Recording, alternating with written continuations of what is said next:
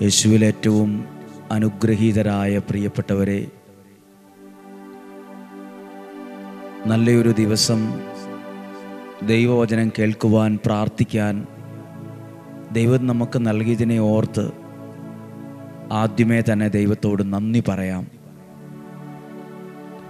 ഓരോ ദിവസവും ദൈവത്തിൻ്റെ വലിയ നന്മകൾ അനുഭവിക്കാൻ, സ്നേഹം അനുഭവിക്കാൻ, ദൈവത്തിൻ്റെ കരുതൽ അനുഭവിക്കാൻ പരിശുദ്ധാത്മാവ് ഒരുക്കുന്ന എല്ലാ വിലപ്പെട്ട സമയങ്ങളെ ഓർത്ത് നന്ദി പറയുന്നു. കർത്താവേ, ഡെയിലി ബ്ലെസ്സിങ്ങിലൂടെ അങ്ങയുടെ വചനത്തെ ആത്മാർത്ഥതയോടെ സ്വീകരിക്കുന്ന, കേൾക്കുന്ന എല്ലാ വ്യക്തികളെയും, എല്ലാ കുടുംബങ്ങളെയും ഇപ്പോൾ അങ്ങേക്ക് സമർപ്പിച്ച് പ്രാർത്ഥിക്കുന്നു.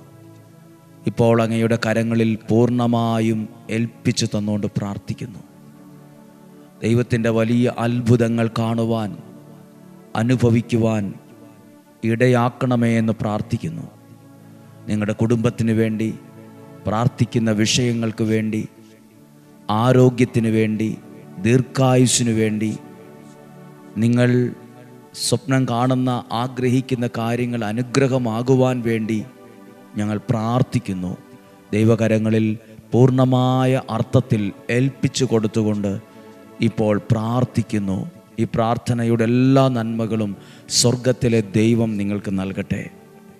പ്രിയപ്പെട്ടവരെ, ഇന്ന് ദൈവവചനത്തിലേക്ക് വരുമ്പോൾ സങ്കീർത്തനം 91 അധ്യായം ഒരുപാട് പഠിച്ചതും പ്രസംഗിച്ചതും കേട്ടതുമായൊരു ഭാഗമാണ് 91 സങ്കീർത്തനം. ആ സങ്കീർത്തനം യാദൃശ്ചികമായി ഒന്ന് വായിച്ചപ്പോൾ മനസ്സിലേക്ക് വന്ന ഒരു ദൈവാലോചനയെ നിങ്ങളുടെ ശ്രദ്ധയിൽ കൊണ്ടുവരികയാണ്. ദൈവഭക്തന് പ്രശ്നങ്ങൾ ഉണ്ടാകില്ലെന്നല്ല പറഞ്ഞത്. ദൈവഭക്തന് പ്രശ്നങ്ങളോ പ്രതിസന്ധികളോ പ്രതികൂല സാഹചര്യങ്ങളോ ഉണ്ടാവില്ലെന്നല്ല പറഞ്ഞത്. ഉണ്ടായാലും ഒരു ദൈവഭക്തനെ ദൈവം എപ്രകാരമാണ് സംരക്ഷിക്കുന്നത് എന്നാണ് പറഞ്ഞത്. ആ ഒരു അർത്ഥത്തിൽ ആ വചനം ഒന്ന് ശ്രദ്ധിക്കാം.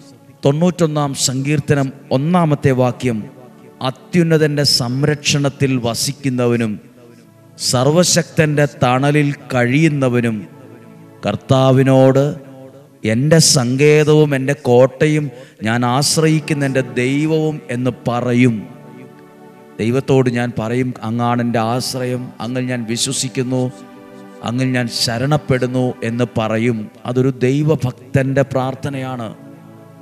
ദൈവത്തിൽ ആശ്രയിക്കുന്നവൻ ദൈവത്തോട് പറയും, കർത്താവേ, അങ്ങേ ഞാൻ വിശ്വസിക്കുന്നു, അങ്ങേ ഞാൻ സ്നേഹിക്കുന്നു, അങ്ങേ ഞാൻ ആശ്രയിക്കുന്നു. ദൈവത്തിൽ ആശ്രയിക്കുന്നവർക്ക് പ്രശ്നങ്ങൾ ഉണ്ടാകില്ലെന്നോ പ്രതിസന്ധികൾ ഉണ്ടാകില്ലെന്നോ എന്നൊന്നുമല്ല പറയുന്നത്. ആ വാക്യം വായിക്കാം.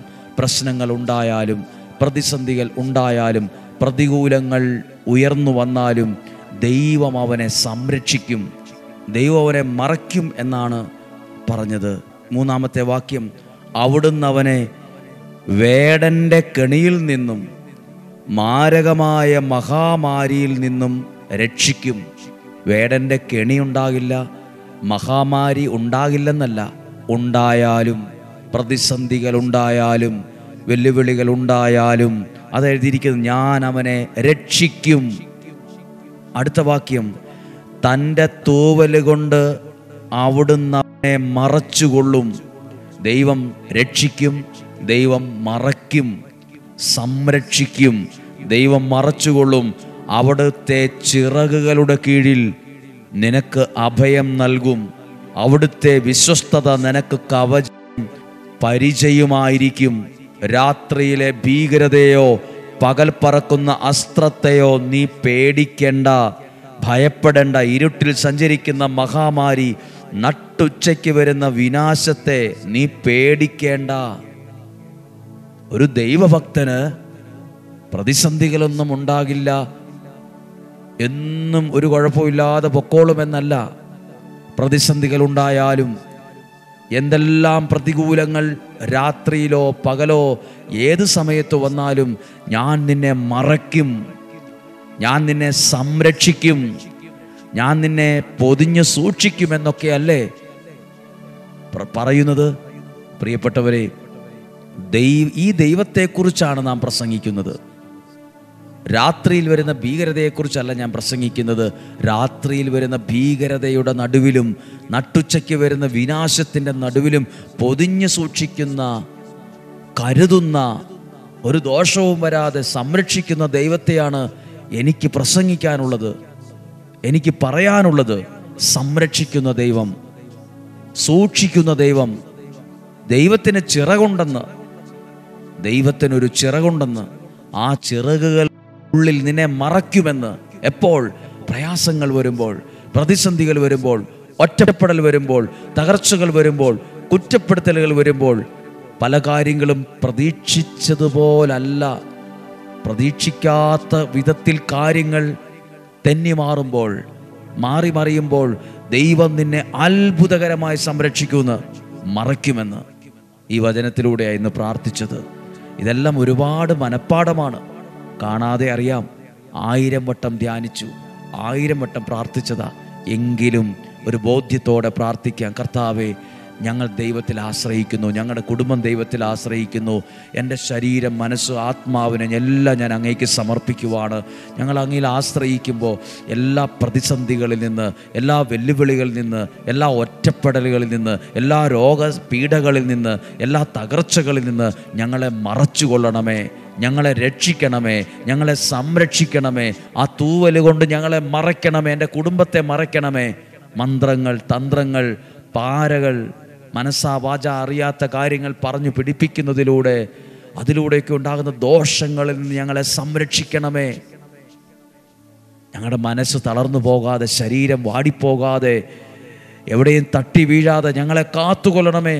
ഞങ്ങളുടെ തലമുറകളെ കാത്തുകൊള്ളണമേ, മറയ്ക്കണമേ. ഹല്ലേലൂയ. പ്രാർത്ഥിക്കുവാണ് പ്രിയപ്പെട്ടവരെ. ഈ വ്യാഴവും ഈ വെള്ളിയും പ്രാർത്ഥനയുടെ ദിവസങ്ങളാണ്. ആഗ്രഹിക്കുന്നവർ വരിക. 2 ദിവസത്തെ ആ ശുശ്രൂഷകൾ ഒരുപാട് പേർക്ക് അനുഗ്രഹമായി, അത്ഭുതമായി മാറുന്നുണ്ട്. കുടുംബങ്ങളിൽ അത് വിടുതലായി മാറുന്നു, തലമുറകളിൽ അതൊരു വഴിത്തിരിവായി മാറുന്നു. ദൈവത്തിൻ്റെ അത്ഭുതങ്ങൾ സംഭവിക്കുന്നു. നമുക്കുമേറെ പ്രതീക്ഷയോടെ പ്രാർത്ഥിക്കാം. വ്യാഴം വെള്ളി ദിവസങ്ങൾ ആഗ്രഹിക്കുന്ന ഓരോരുത്തരെയും, ദൈവികമായ നിയോഗത്തിൽ വരാൻ ആഗ്രഹിക്കുന്ന ഓരോരുത്തരും പ്രാർത്ഥിക്കുന്നു. വരാൻ ആഗ്രഹിച്ചിട്ടും വരാൻ പറ്റാത്തവരുണ്ട്. നിങ്ങൾക്ക് വേണ്ടി പ്രാർത്ഥിക്കുന്നു. ഉചിതമായ സമയത്ത് ഒരു പ്രാവശ്യമെങ്കിലും വരാനും പ്രാർത്ഥിക്കാനും ദൈവം ഭാഗ്യം തരും. ഈശോയുടെ നല്ല ആശീർവാദം ഇപ്പോൾ സ്വീകരിക്കാം ഈ വചനത്തിലൂടെ. നമ്മുടെ കർത്താവ് ഈശോ മിശിഹായുടെ കൃപയും പിതാവായ ദൈവത്തിൻ്റെ സ്നേഹവും പരിശുദ്ധാത്മാവിൻ്റെ സഹവാസവും നിങ്ങളോട് കൂടെ ഉണ്ടായിരിക്കട്ടെ, നിങ്ങളുടെ ഭവനത്തിൽ ഉണ്ടായിരിക്കട്ടെ, നിങ്ങളുടെ കുടുംബത്തിനകത്ത് വെളിപ്പെടട്ടെ. പ്രതിസന്ധികളിൽ നിന്ന് തൂവലുകൾ കൊണ്ട് മറയ്ക്കുന്നൊരു ദൈവത്തെ കേട്ടു. തൂവല് കൊണ്ട് മറയ്ക്കുന്ന, സംരക്ഷിക്കുന്ന, രക്ഷിക്കുന്ന, നട്ടുച്ചയ്ക്ക് വരുന്ന വിനാശത്തെയും രാത്രിയിലെ ഭീകരതയെയും പേടിക്കണ്ട, ഭയപ്പെടണ്ട. നിനക്കൊരു ദോഷവും വരത്തില്ല എന്ന് ഉറപ്പ് നൽകിയ വചനമാകേണ്ടത്. എന്തൊക്കെയോ ദോഷം വരാനുണ്ട്, എന്തൊക്കെയോ പ്രശ്നം വരാനുണ്ട്, എന്തൊക്കെയോ അനർത്ഥം വരാനുണ്ട്. അതിനെക്കുറിച്ച് ആലോചിച്ചിരിക്കുന്നവരുണ്ട്. പ്രതിസന്ധികൾ ഉണ്ടാകില്ലെന്നല്ല, പ്രതിസന്ധികൾ ദൈവഭക്തനുണ്ടായേക്കാം. പക്ഷെ എന്നാലും അവനൊരു ദോഷവും വരാതെ ദൈവം തൻ്റെ തൂവലുകൾ കൊണ്ട് മറയ്ക്കുമെന്ന്, സൂക്ഷിക്കുമെന്ന്, സംരക്ഷിക്കുമെന്ന്. നീ രോഗിയായൊരവസ്ഥയിലാണോ, തകർന്നിരിക്കുവാണോ, വീൽ ചെയറിലാണോ, കിടന്ന കിടപ്പിലാണോ, മക്കളെ ഓർത്താണോ ഭാരം, നിന്നെ തൂവല് കൊണ്ട് മറയ്ക്കുന്നൊരു ദൈവമുണ്ട്. തൂവല് കൊണ്ട് നിന്നെ സംരക്ഷിക്കുന്ന ഒരു ദൈവമുണ്ട്. നിന്റെ എല്ലാ ഇടപാടുകളെയും, നിങ്ങളുടെ കുടുംബജീവിതത്തെയും, തലമുറയെയും, ആരോഗ്യത്തെയും, ആയുസ്സിനെയും ഒക്കെ സംരക്ഷിക്കുന്ന ദൈവം. ആ ദൈവം നിങ്ങളെല്ലാ അനുഗ്രഹങ്ങൾ കൊണ്ട് നിറയ്ക്കട്ടെ. രോഗങ്ങളിൽ നിന്നും, അപകടത്തിൽ, ദുർമരണത്തിൽ നിന്നും, മൂപ്പെത്താത്ത മരണത്തിൽ നിന്നും, ചതിയിൽ നിന്നും, വഞ്ചനയിൽ നിന്നും, നിരാശയിൽ നിന്നും, കുറ്റബോധത്തിൽ നിന്നും സ്വർഗത്തിലെ ദൈവം അത്ഭുതകരമായി സംരക്ഷിക്കട്ടെ. ദീർഘായുസ്സും ആരോഗ്യവും സന്തോഷവും സമാധാനവും ദൈവം തരട്ടെ.